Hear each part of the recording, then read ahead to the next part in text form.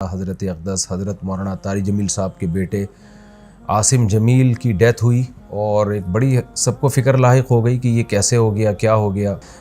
جو حضرت کا جو بیٹا ہے یہ بچپن سے ہی کسی دماغی بیماری میں مبتلا تھا اور علاج بھی ہو رہا تھا۔ حضرت جو ذمہ داریاں ایک باپ کی ہوتی ہیں وہ اولاد کے لیے وہ ذمہ داریاں پوری کرنے میں لگے ہوئے تھے، لیکن ظاہر ہے کچھ چیزیں اللہ کی طرف سے ہوتی ہیں، انسان اس میں بے بس ہوتا ہے۔ سب سے پہلے تو ہم دعا کرتے ہیں اللہ تعالیٰ اس کی مغفرت فرمائے اور حضرت اقدس حضرت مولانا طارق جمیل صاحب اور ان کے تمام لواحقین، بیٹے کی والدہ جو تھی ان کو بھی اور بھائیوں کو اللہ صبر جمیل کی توفیق عطا فرمائے۔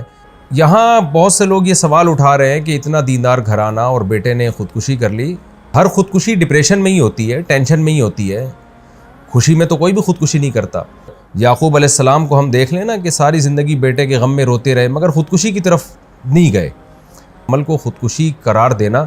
یہ کسی بھی طرح سے یہ بات درست نہیں ہے اور یہ ایک الزام ہے، اور اس الزام کا جواب آپ کو قیامت کے دن دینا پڑے گا۔ انسان پر کچھ کیفیات ایسی آ جاتی ہیں کہ جس میں وہ اپنے قول و عمل کا ذمہ دار نہیں ہوتا، اور اس کے قول و عمل پہ اس کو نہ گناہ ملتا ہے، نہ اس کو دنیا میں سزا ملے گی، نہ آخرت میں سزا ملے گی۔ یہ وہ جب ہے جب انسان کی دماغی صلاحیت کام کرنا چھوڑ دے۔ طلاق آپ کو معلوم ہے کتنا حساس معاملہ ہے، شدید غصہ میں بھی اگر انسان ہو تو طلاق واقع ہو جاتی ہے۔ ثلاث جدہن جد وہزلہن جد، اس حدیث کی روشنی میں۔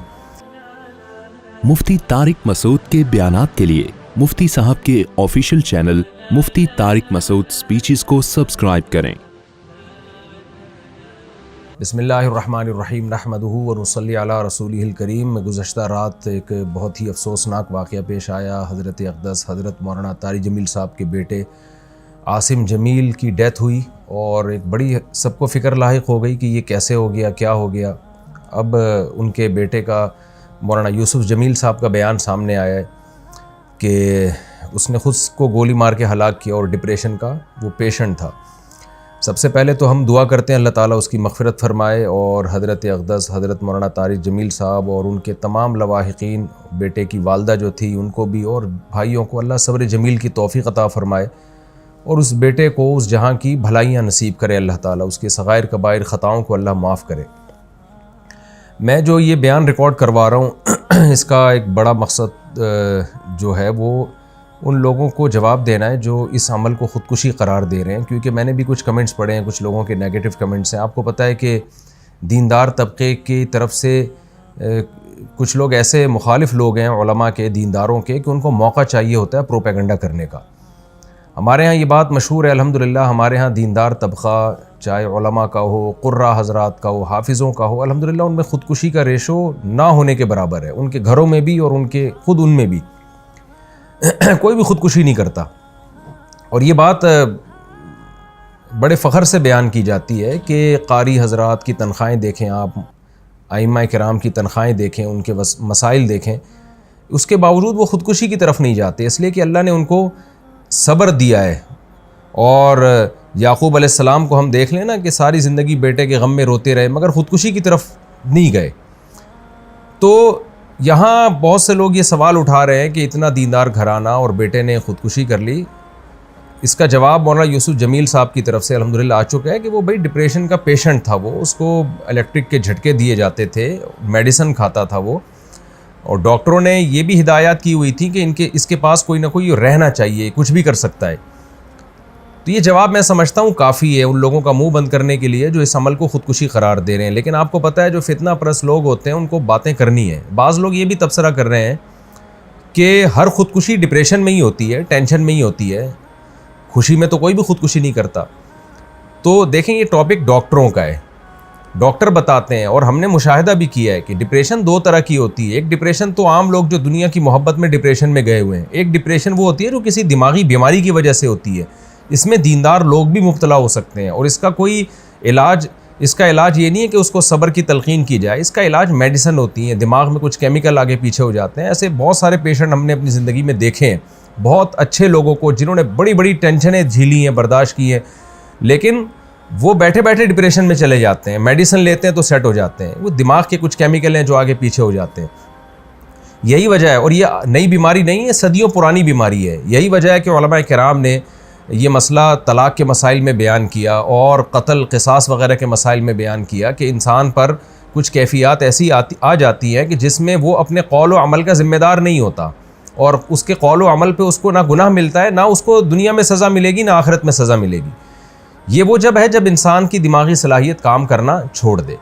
طلاق آپ کو معلوم ہے کتنا حساس معاملہ ہے، شدید غصہ میں بھی اگر انسان ہو تو طلاق واقع ہو جاتی ہے۔ ثلاث جدہن جد وہزلہن جد، اس حدیث کی روشنی میں۔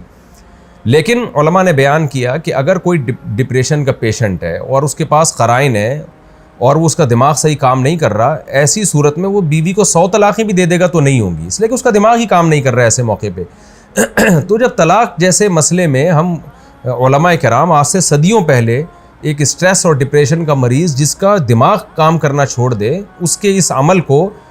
طلاق قرار نہیں دیتے، وہ زبان سے کفریہ کلمات اگر زبان سے نکالے گا تو وہ کافر نہیں ہوگا۔ حالانکہ کفر تو مذاق میں بھی اگر آپ کفریہ کلمات زبان سے نکالتے ہیں تو آپ کافر ہو جاتے ہیں، لیکن اتنا بڑا جرم بھی معاف کر دیا اللہ تعالیٰ نے اگر اس کا دماغ کام نہیں کر رہا۔ تو ایسے ہی خوب سمجھ لیں کہ ایسا ڈپریشن کا مریض اگر کسی کو قتل کر دیتا ہے یا اپنے آپ کو قتل کر دیتا ہے